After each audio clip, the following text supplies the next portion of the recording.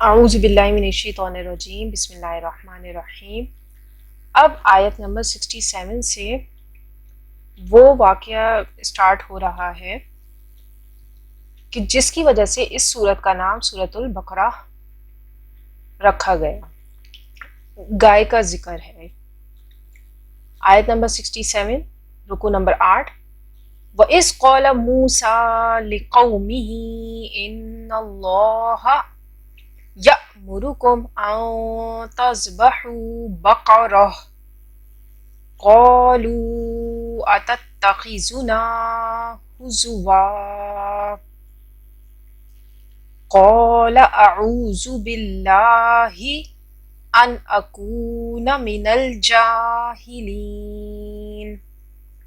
तर्जुमा। और जब मूसा ने अपनी कौम के लोगों से कहा कि अल्लाह तुमको हुक्म देता है कि एक बैल ज़िबाह करो, वो बोले क्या तुम हमसे हंसी करते हो? मूसा ने कहा कि मैं अल्लाह की पनाह मांगता हूँ कि नादान बनूं। ये हज़रत मूसा अलैहिस्सलाम की दुआ है जो हम सबको याद होनी चाहिए और कहीं नोट कर लिया करें। क़ौल अऊज़ु बिल्लाहि अन अकून मिनल जाहिलीन। ये अल्लाह ताला से दुआ है उनकी कि मैं अल्लाह की पनाह तलब करता हूँ उससे कि मैं जाहिलों में से हो जाऊं। तफसीर।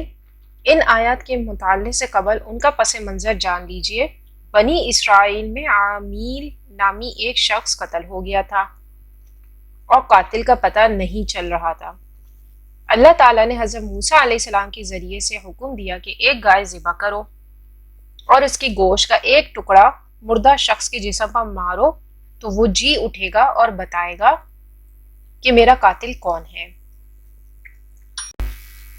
बनी इसराइल की तारीख में हमें मुआजिज़ात का अमल दखल बहुत ज़्यादा मिलता है। ये भी उन्हें मुआजिज़ात में से एक मुआजिज़ा था कि गाय को ज़िबा कराने का एक मकसद ये भी था कि बनी इसराइल के कुलूब व अज़हान में गाय का जो तकद्दुस रासिख हो चुका था, जो मोहब्बत, जो लगाव, जो इज़्ज़त थी, उस पर तलवार चलाई जाए।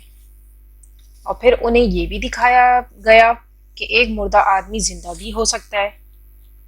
इसी तरह बासे बादुल मौत का एक नक्शा उन्हें इस दुनिया में दिखाया गया कि मरने के बाद दोबारा जिंदा किया जाएगा, जो वो लोग भटक रहे थे और इस बिलीफ को नहीं मान रहे थे। तो एक ये भी हो गया कि उनको दोबारा जिंदा किया जाएगा। बनी इसराइल को जब गाय ज़िबा करने का हुक्म मिला तो उनके दिलों में जो बछड़े की मोहब्बत और गाय का तकदीस जड़ पकड़ चुकी थी, उसके बाइस उन्होंने इस हुक्म से किसी तरह से बच निकलने के लिए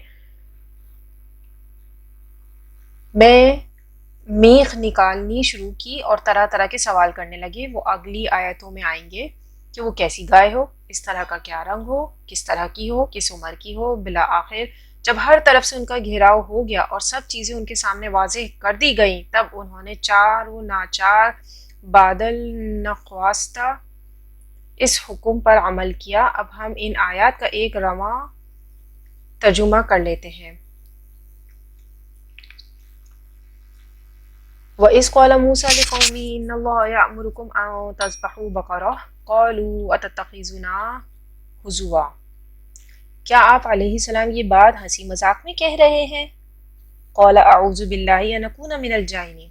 हंसी मजाक और तमस्खुर तो जाहिलों का काम है और अल्लाह के नबी से ये बईद है कि वो दीन के मामलात के अंदर इन चीज़ों को शामिल करे ले। आयत नंबर 68 में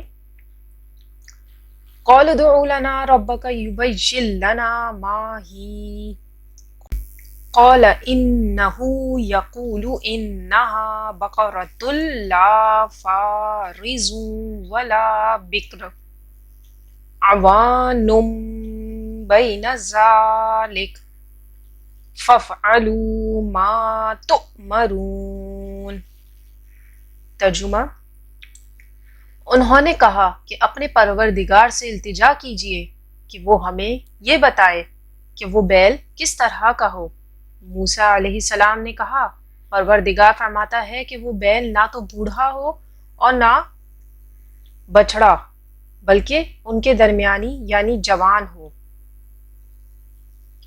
سو جیسا تم کو حکم دیا گیا ہے ویسا کرو۔ پھر آگے اگلی آیت میں یعنی کہ آیت نمبر 69 میں اللہ تعالیٰ فرما رہا ہے قَالُوا ادْعُ لَنَا رَبَّكَ يُبَيِّن لَنَا مَا لَوْنُهَا قَالَ إِنَّهُ يَقُولُ إِنَّهَا بَقَرَةٌ صَفْرَاءُ فَاقِعٌ لَوْنُهَا تَسُرُّ النَّاظِرِينَ۔ ترجمہ، انہوں نے کہا اپنے پروردگار سے درخواست کیجئے کہ ہم کو یہ بھی بتا دیں کہ اس کا رنگ کیسا ہو۔ موسیٰ نے کہا پروردگار فرماتا ہے کہ اس کا رنگ گہرا زرد ہو کہ دیکھنے والوں کے دل کو خوش کر دیتا ہو۔ آیت نمبر 69 کی تفسیر یہ ہے کہ یہ خوبیاں اس گائے کی تھی جو ان کے ہاں زیادہ سے زیادہ مقدس سمجھی جاتی تھی۔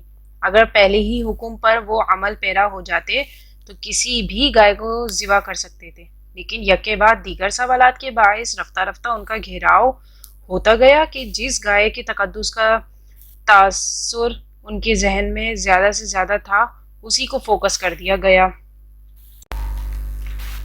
آگے پھر وہ مسلسل سوالات کر رہے ہیں بنی اسرائیل حضرت موسیٰ علیہ السلام سے۔ آیت نمبر 70 قَالُوا ادْعُ لَنَا رَبَّكَ يُبَيِّن لَنَا مَا هِيَ إِنَّ الْبَقَرَ تَشَابَهَ عَلَيْنَا